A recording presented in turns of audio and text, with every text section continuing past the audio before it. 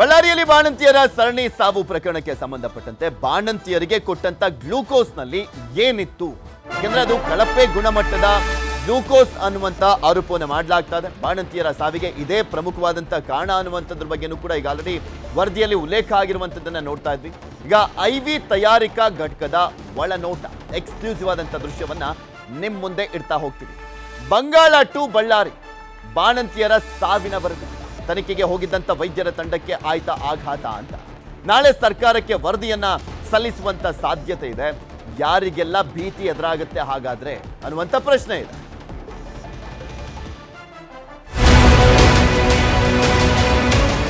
ಬಳ್ಳಾರಿಯಲ್ಲಿ ಬಾಣಂತಿಯರ ಸರಣಿ ಸಾವಿನ ವರದಿ ರೆಡಿ ಆಗಿದೆ. ಪಶ್ಚಿಮ ಬಂಗಾಳದಿಂದ ಮರಳಿದಂತ ವೈದ್ಯರ ತಂಡ ಐವಿ ಫ್ಲೂಯಿಡ್ ಬಗ್ಗೆ ಸಂಪೂರ್ಣ ವರದಿ ಜೊತೆ ವಾಪಸ್ ಆಗಿರುವಂತದ್ದು. ಇಲ್ಲಿ ಕಳಪೆ ಗುಣಮಟ್ಟದ ಗ್ಲೂಕೋಸ್ ಅನ್ನ ಕೊಡಲಾಗಿತ್ತು. ಸೊ ಈ ಕಾರಣಕ್ಕೋಸ್ಕರನೇ ಅಲ್ಲಿ ಬಾಣಂತಿಯರು ಸಾವನ್ನಪ್ಪಿದ್ರು ಅಂತ ಏನು ಆರೋಪವನ್ನ ಮಾಡಲಾಗ್ತಾ ಇದೆ. ಆ ವಿಚಾರಕ್ಕೆ ಸಂಬಂಧಪಟ್ಟಂತೆ ಆ ಐವಿ ಫ್ಲೂಯಿಡ್ ತಯಾರಿಕಾ ಘಟಕಕ್ಕೆ ರಾಜ್ಯದ ವೈದ್ಯರ ತಂಡ ಹೋಗಿತ್ತು. ವೈದ್ಯರ ತಂಡ ಸಂಗ್ರಹಿಸಿರುವಂತ ಮಾಹಿತಿ ನ್ಯೂಸ್ 18ನಲ್ಲಿ ಪಶ್ಚಿಮ ಬಂಗಾಳದ ಐವಿ ತಯಾರಿಕಾ ಘಟಕಕ್ಕೆ ಭೇಟಿಯನ್ನ ಕೊಟ್ಟಿದ್ರು ವೈದ್ಯರು. ಆ ಘಟಕದಲ್ಲಿನ ಸಂಪೂರ್ಣ ಮಾಹಿತಿಯನ್ನ ಸಂಗ್ರಹಿಸಿದೆ ತಂಡ. ಆ ಒಂದು ಫ್ಲೂಯಿಡ್ ಅನ್ನ ಯಾವ ರೀತಿಯಾಗಿ ತಯಾರಿಕೆ ಮಾಡಲಾಗುತ್ತೆ, ಅದು ಎಷ್ಟರ ಮಟ್ಟಿಗೆ ಕಳಪೆ ಆಗಿದೆ, ಸೊ ಈಗ ಏನು ಆರೋಪ ಕೇಳಿ ಬರ್ತಾ ಇದೆ ಆ ಆರೋಪಕ್ಕೂ ಸಂಬಂಧಪಟ್ಟಂತೆ ಹಾಗೆ ಈ ಒಂದು ಫ್ಲೂಯಿಡ್ ವಿಚಾರದಲ್ಲಿ ಏನಾಗಿದೆ ಅನ್ನುವಂಥದ್ರ ಬಗ್ಗೆ ಒಂದು ರಿಪೋರ್ಟ್ ಅನ್ನ ಕೊಡಲಿದ್ದಾರೆ. ವೈದ್ಯರ ತಂಡ ಬೆಂಗಳೂರಿನಿಂದ ಹೋಗಿತ್ತು. ಪಶ್ಚಿಮ ಬಂಗಾಳದ ಐವಿ ತಯಾರಿಕಾ ಘಟಕಕ್ಕೆ ಅವರು ಭೇಟಿಯನ್ನ ಕೊಟ್ಟಿದ್ರು. ಈ ಸಂದರ್ಭದಲ್ಲಿ ಸಾಕಷ್ಟು ಪರಿಶೀಲನೆಯನ್ನ ಮಾಡಲಾಗಿದೆ. ನಿಜಕ್ಕೂ ಅದು ಕಳಪೆಯಿಂದ ಕೂಡಿದ್ದಂಥ ಫ್ಲೂಯಿಡ್ ಅನ್ನುವಂಥದ್ರ ಬಗ್ಗೆ ಮಾಹಿತಿಯನ್ನ ಪಡ್ಕೊಂಡು ಬಂದಿದ್ದಾರೆ. ರಾಜ್ಯದ ವೈದ್ಯರ ತಂಡ ಹೋಗಿತ್ತಲ್ಲ, ಅವ್ರ ಮಾಹಿತಿಯನ್ನ ಪಡ್ಕೊಂಡ್ ಬಂದಿದ್ದಾರೆ. ಆ ವರದಿಯಲ್ಲಿ ಏನೇನೆಲ್ಲ ಉಲ್ಲೇಖ ಮಾಡಲಾಗುತ್ತೆ ಸರ್ಕಾರಕ್ಕೆ ಕೊಡುವಂತ ವರದಿಯಲ್ಲಿ ಅನ್ನುವಂಥದ್ದು ಈಗಿರುವಂತ ಕುತೂಹಲ.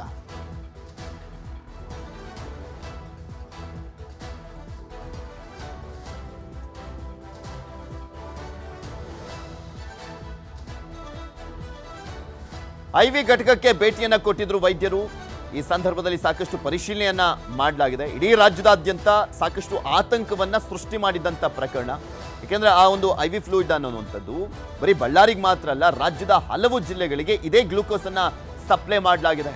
ಸಾಕಷ್ಟು ಕಡೆ ಸಾವು ನೋವು ಸಂಭವಿಸಿರುವಂತ ವಿಚಾರದಲ್ಲೂ ಕೂಡ ಈ ಒಂದು ಗ್ಲೂಕೋಸ್ನ ಪಾತ್ರ ಇದೆ ಅನ್ನುವಂಥದ್ರ ಬಗ್ಗೆ ಸಾಕಷ್ಟು ಅನುಮಾನಗಳು ಕೂಡ ಇರುವಂಥದ್ದು. ಹಾಗೆ ಚರ್ಚೆಯನ್ನ ಕೂಡ ಹುಟ್ಟಾಕಿದೆ.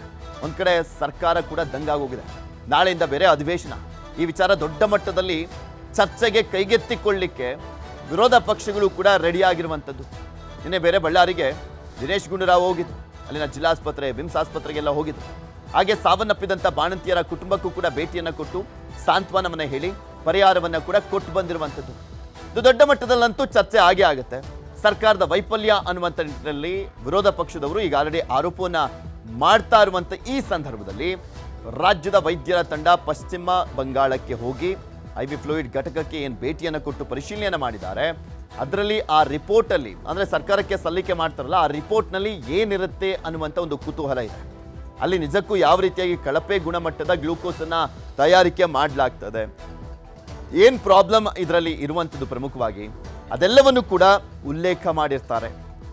ಈ ಒಂದು ಫ್ಲೂಯಿಡ್ ಇಂದಲೇ ಇಲ್ಲಿನ ಬಾಣಂತಿಯರು ಸಾವನ್ನಪ್ಪಿದ್ದ ಅನ್ನುವಂಥದ್ರ ಬಗ್ಗೆ ಕೂಡ ಈ ಒಂದು ರಿಪೋರ್ಟ್ನಲ್ಲಿ ಪ್ರಮುಖವಾಗಿ ಉಲ್ಲೇಖ ಮಾಡಲಾಗಿರುತ್ತಾ ನೋಡಬೇಕು. ಯಾಕೆಂದ್ರೆ ಅದು ಸೆಂಟ್ರಲ್ ಗೌರ್ಮೆಂಟ್ ಇಂದಲೂ ಕೂಡ ಓಕೆ ಆಗಿ ಪಾಸ್ ಆಗಿ ಬಂದಿರುವಂಥದ್ದು ಲ್ಯಾಬೊರೇಟರಿಗಳಲ್ಲಿ.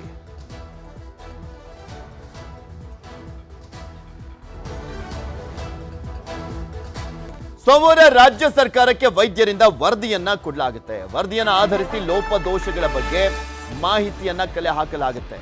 ಸೋಮವಾರ ರಾಜ್ಯ ಸರ್ಕಾರಕ್ಕೆ ವೈದ್ಯರಿಂದ ವರದಿಯನ್ನ ಕೊಡಲಾಗುತ್ತೆ. ವರದಿಯನ್ನ ಆಧರಿಸಿ ಲೋಪದೋಷಗಳ ಬಗ್ಗೆ ಮಾಹಿತಿಯನ್ನ ಕಲೆ ಹಾಕಲಾಗುತ್ತೆ. ವರದಿಯನ್ನ ಆಧರಿಸಿ ಇಲಾಖೆಯಿಂದ ಪ್ರಾಸಿಕ್ಯೂಷನ್ ಮೊರೆ ಕೂಡ ಹೋಗುವಂತ ಸಾಧ್ಯತೆ ಇರುವಂತದ್ದು. ರಾಜ್ಯದಲ್ಲಿ ಈ ಹಿಂದೆ ಈ ಔಷಧಿಯಿಂದ ಸಮಸ್ಯೆ ಆಗಿತ್ತಾ ಅನ್ನುವಂಥ ಪ್ರಶ್ನೆ ಕೂಡ ಇದೆ. ಬಾಣಂತಿಯರ ಸಾವಿನ ಕಾರಣ ತಿಳಿದು ಸರ್ಕಾರದಿಂದ ಕ್ರಮವನ್ನ ಕೈಗೊಳ್ಳಲಿಕ್ಕೆ ಮುಂದಾಗಲಾಗ್ತಾ ಇದೆ.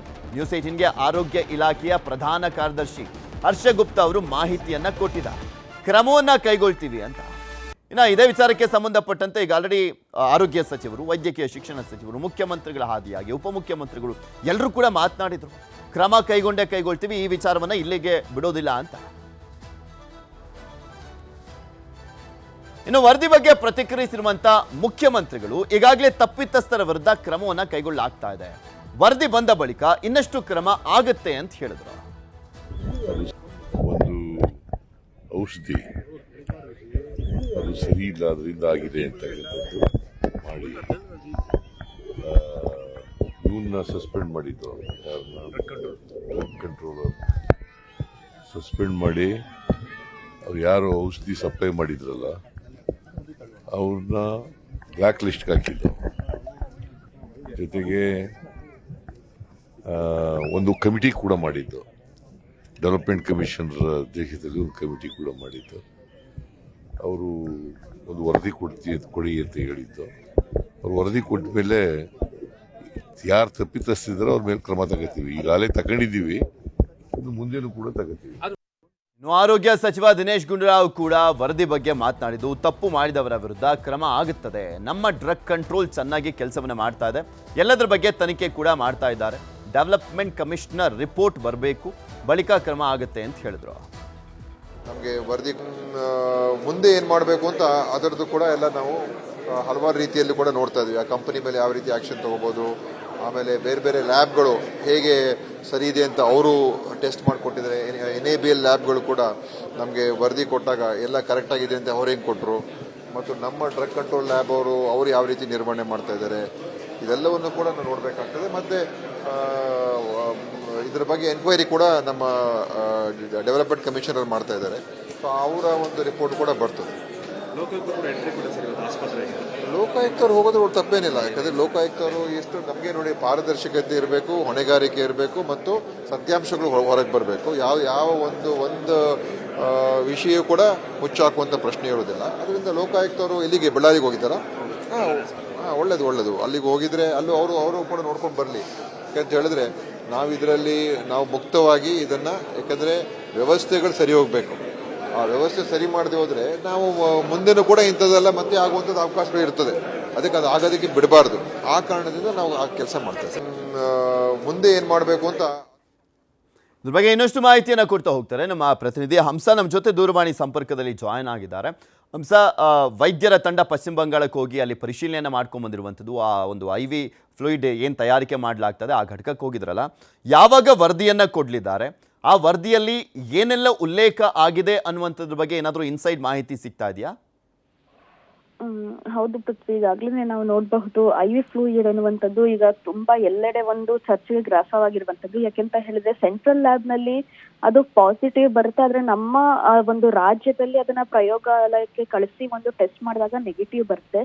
ಸೊ ಈ ಪಾಸಿಟಿವ್ ನೆಗೆಟಿವ್ ವರದಿಯಲ್ಲಿನೇ ಈಗ ತುಂಬಾನೇ ಗೊಂದಲ ಆಗಿರುವಂಥದ್ದು. ಸೊ ಹೀಗಾಗಿನೇ ಒಂದು ಕಂಪನಿಯನ್ನ ಕಂಪ್ಲೀಟ್ ಆಗಿ ಬ್ಲಾಕ್ ಲಿಸ್ಟ್ ಹಾಕೋದಕ್ಕೆ ಸರ್ಕಾರ ಮುಂದಾಗಿದೆ. ಸೊ ಇದನ್ನ ಈ ಒಂದು ಪ್ರಕರಣವನ್ನ ಗಂಭೀರವಾಗಿ ಕೂಡ ತೆಗೆದುಕೊಂಡಿರುವಂತದ್ದು. ಹೀಗಾಗಿಯೇ ನೇರವಾಗಿಯೇ ಒಂದು ಡ್ರಗ್ ಕಂಟ್ರೋಲ್ ಬೋರ್ಡ್ ಹಾಗೂ ವೈದ್ಯ ತಂಡವನ್ನ 7 ಜನರನ್ನ ಈಗಾಗಲೇ ಪಶ್ಚಿಮ ಬಂಗಾಳಕ್ಕೆ 4-5 ದಿನಗಳ ಹಿಂದೆಯೇ ಕಳಿಸಿತ್ತು. ಅವರು ಅಲ್ಲಿ ಹೋಗಿ ಕಂಪನಿಗೆ ಹೋಗಿದ್ದಾರೆ, ಕಂಪನಿಯ ಲ್ಯಾಬ್ಗೆ ಹೋಗಿದ್ದಾರೆ. ಅಲ್ಲಿ ಯಾವ ರೀತಿ ಮ್ಯಾನುಫ್ಯಾಕ್ಚರ್ ಮಾಡಲಾಗುತ್ತೆ ಅಂದ್ರೆ ಜೊತೆಗೆ ಪ್ರಯೋಗಾಲಯದಲ್ಲಿ ಯಾವೆಲ್ಲ ಟೆಸ್ಟ್ ಗಳನ್ನ ಕೂಡ ಮಾಡಲಾಗುತ್ತೆ, ಮ್ಯಾನುಫ್ಯಾಕ್ಚರ್ ಮಾಡುವಾಗ ಇದಕ್ಕೆ ಏನೆಲ್ಲ ಬಳಕೆಯಾಗುತ್ತೆ ಅನ್ನುವಂಥದ್ದನ್ನ ಸಂಪೂರ್ಣ ವರದಿಯನ್ನ ತಂದಿದ್ದಾರೆ. ಹಾಗೆ ಸೆಂಟ್ರಲ್ ಲ್ಯಾಬ್ಗೂ ಕೂಡ ಹೋಗಿ ಒಂದು ಮಾಹಿತಿಯನ್ನು ಕೂಡ ತೆಗೆದುಕೊಂಡು ಬಂದಿರುವಂತದ್ದು. ಸೊ ಈ ವರದಿಯನ್ನ ಇವತ್ತೆ ಎಲ್ಲವನ್ನು ಕೂಡ ಸಿದ್ಧಪಡಿಸಿದ್ದಾರೆ. ಸೊ ನಾಳೆ ಈ ಒಂದು ವರದಿಯನ್ನ ಸರ್ಕಾರಕ್ಕೆ ಸಲ್ಲಿಸ್ತಾರೆ. ಅಂದ್ರೆ ಪ್ರಮುಖವಾಗಿ ನಾವು ಇದರಲ್ಲಿ ನೋಡ್ಬೇಕಾಗಿರುವಂತದ್ದನ್ನ, ಇಲ್ಲಿ ಕಂಪನಿಯೇ ಒಂದು ಏನಾದ್ರು ಲ್ಯಾಬ್ ನ ವರದಿಯಲ್ಲಿ ಒಂದು ಫೇಕ್ ಏನಾದ್ರು ಮಾಡಿದ್ಯಾ, ಅಥವಾ ಸೆಂಟ್ರಲ್ ಲ್ಯಾಬ್ ಕೊಟ್ಟಿರುವಂತಹ ಒಂದು ಏನು ರಿಪೋರ್ಟೇ ಈ ರೀತಿ ಇದೆಯಾ ಅನ್ನುವಂಥದ್ದನ್ನು ಕೂಡ ಇದರಲ್ಲಿ ಕಂಪ್ಲೀಟ್ ಆಗಿ ಅದರಲ್ಲಿ ಏನೆಲ್ಲ ಒಂದು ಅಂಶಗಳು ಇದೆ ಅನ್ನುವಂಥದ್ದನ್ನು ಕೂಡ ಈಗ ವರದಿಯಲ್ಲಿ ಇರುವಂತದ್ದು. ಹೀಗಾಗಿ ಈ ಒಂದು ಪ್ರಾಸಿಕ್ಯೂಷನ್ಗೆ ಹೋಗೋದಕ್ಕೆ ಈಗಾಗಲೇ CM ಸಿದ್ದರಾಮಯ್ಯ ಅವರು ಕೂಡ ಒಂದು ದಿನೇಶ್ ಗುಂಡೂರಾವ್ ಅವರಿಗೆ ಒಂದು ಸೂಚನೆಯನ್ನ ಕೊಟ್ಟಿದ್ದಾರೆ. ಸೊ ಈಗಾಗಲೇ ಏನು ಈ ಹಿಂದೆಯೇ ಒಂದು ಬ್ಯಾಚ್ ಅನ್ನ ಬ್ಯಾನ್ ಮಾಡಲಾಗಿತ್ತು. ಈಗ 192 ಬ್ಯಾಚ್ಗಳಲ್ಲಿ ಈ ಹಿಂದೆ ಕೂಡ ತುಮಕೂರಲ್ಲಿ ಇದೇ ರೀತಿ ಇನ್ಸಿಡೆಂಟ್ ಆದಾಗ ಕಂಪ್ಲೀಟ್ ಆಗಿ ಈ ಒಂದು IV ಫ್ಲೂಯಿಡ್ ಅನ್ನ ಬ್ಯಾನ್ ಮಾಡಿದ್ರು. ಸೊ ಆಗ ಇವರು ಸೆಂಟ್ರಲ್ ಲ್ಯಾಬ್ಗೆ ಹೋಗಿ ಒಂದು ಕೋರ್ಟ್ ನ ಮೊರೆ ಹೋಗಿ ಕೋರ್ಟ್ ಇಂದ ರಿಲೀಸ್ ಅನ್ನ ತೆಗೆದುಕೊಂಡು ಬರ್ತಾರೆ. ಸೊ ಈಗ ಕೋರ್ಟ್ ಒಂದು ಕನ್ಸಿಡರ್ ಮಾಡುವಂತದ್ದು ಸೆಂಟ್ರಲ್ ಲ್ಯಾಬ್ ವರದಿಯನ್ನ ಮಾತ್ರ, ನಮ್ಮ ಸ್ಟೇಟ್ ಲ್ಯಾಬ್ ನ ವರದಿಯನ್ನ ಕನ್ಸಿಡರ್ ಮಾಡೋದಿಲ್ಲ. ಸೊ ಹೀಗಾಗಿ ಈ ಲ್ಯಾಬ್ ನ ವರದಿ ಏನಾಗಿದೆ ಅನ್ನುವಂಥದ್ದನ್ನ ಹೋಗಿ ಯಾವೆಲ್ಲ ಟೆಸ್ಟ್ಗಳನ್ನ ಮಾಡ್ಲಾಗಿತ್ತು. ಈಗ ಒಂದು ಡ್ರಗ್ ನ ಟೆಸ್ಟ್ ಮಾಡ್ತಾರೆ ಅಂದ್ರೆ 4-5 ರೀತಿಯಲ್ಲಿ ಒಂದು ಟೆಸ್ಟ್ಗಳನ್ನ ಮಾಡ್ತಾರೆ, ಅದು ಒಂದು ಈ ಒಂದು ಬಳಕೆಗೆ ಯೋಗ್ಯ ಅಂತ ಹೇಳೋದಕ್ಕೆ. ಸೊ ಎಲ್ಲ ಯಾವೆಲ್ಲ ಟೆಸ್ಟ್ಗಳನ್ನ ಮಾಡಿದ್ದಾರೆ ಅನ್ನುವಂಥದ್ದನ್ನು ಕೂಡ ಈಗ ವರದಿಯಲ್ಲಿ ಅಧಿಕಾರಿಗಳು ತೆಗೆದುಕೊಂಡು ಬಂದಿರುವಂತದ್ದು. ಸೊ ಈ ಒಂದು ವರದಿನ ಸಂಪೂರ್ಣವಾಗಿ ಇವತ್ತು ಸಿದ್ಧಪಡಿಸಿ ನಾಳೆ ಒಂದು ಸರ್ಕಾರಕ್ಕೆ ಸಂಪೂರ್ಣವಾಗಿ ಹೋಗಿದ್ದಾಗ ಏನೆಲ್ಲ ಆಗಿತ್ತು, ಏನೆಲ್ಲ ಒಂದು ಇನ್ಫಾರ್ಮೇಶನ್ ತೆಗೆದುಕೊಂಡಿದ್ದೀವಿ ಅನ್ನುವಂಥದ್ದನ್ನ ಕೊಡ್ತಾರೆ. ಸೊ ಈ ಒಂದು ವರದಿ ಕೊಟ್ಟಂತಹ ಬೆನ್ನಲ್ಲೇ ನಾಳೆಯಿಂದನೇ ಒಂದು ಪ್ರಾಸಿಕ್ಯೂಷನ್ ಅಂದ್ರೆ ಕಾನೂನಾತ್ಮಕ ಹೋರಾಟ ಮಾಡೋದಕ್ಕೆ ಕಂಪನಿಯ ವಿರುದ್ಧ ಎಲ್ಲಾ ರೀತಿಯಾದಂತಹ ಒಂದು ಸಿದ್ಧತೆಯನ್ನು ಕೂಡ ಈಗಾಗಲೇ ಮಾಡ್ಕೊಂಡಿರುವಂತದ್ದು. ಸೊ ಈ ಹಿನ್ನೆಲೆಯಲ್ಲಿ ಈಗಾಗಲೇ ಈ ಹಿಂದೆ ಕೂಡ ಒಂದು ಆರೋಗ್ಯ ಇಲಾಖೆ ಪ್ರಧಾನ ಕಾರ್ಯದರ್ಶಿ ಹರ್ಷ ಗುಪ್ತಾ ಅವರು ಕೂಡ ಒಂದು ಸೆಂಟ್ರಲ್ ಲ್ಯಾಬ್ ಜೊತೆಗೆ ಏನು ಈ ಒಂದು ಕಂಪ್ನಿಗೂ ಕೂಡ ಪತ್ರವನ್ನ ಬರೆದಿದ್ರು. ಇದರಲ್ಲಿ ಕಂಪ್ಲೀಟ್ ಆಗಿ ಮೆನ್ಷನ್ ಕೂಡ ಮಾಡಿದ್ರು, ಈ ಪಾಸಿಟಿವ್ ನೆಗೆಟಿವ್ ವರದಿ ಹೇಗೆ ಅನ್ನೋದನ್ನ ನಮ್ಗೆ ಸ್ಪಷ್ಟಪಡಿಸಿ ಅಂತ. ಸೊ ಈ ನಿಟ್ಟಿನಲ್ಲೇ ಅಧಿಕಾರಿಗಳು ಕೂಡ ಬಂದಿದ್ದಾರೆ. ಇನ್ನೂ ಅಷ್ಟು ಒಂದು ಸ್ಟ್ರಾಂಗ್ ಆಗಿ ಒಂದು ಕಾನೂನಾತ್ಮಕ ಹೋರಾಟ ಮಾಡೋದಕ್ಕೆ ಎಲ್ಲಾ ಒಂದು ಸಿದ್ಧತೆಯನ್ನ ಮಾಡ್ಕೊಳ್ಳಲಾಗಿದೆ ಪೃಥ್ವಿ. ಓಕೆ, ಧನ್ಯವಾದ ಹಂಸ.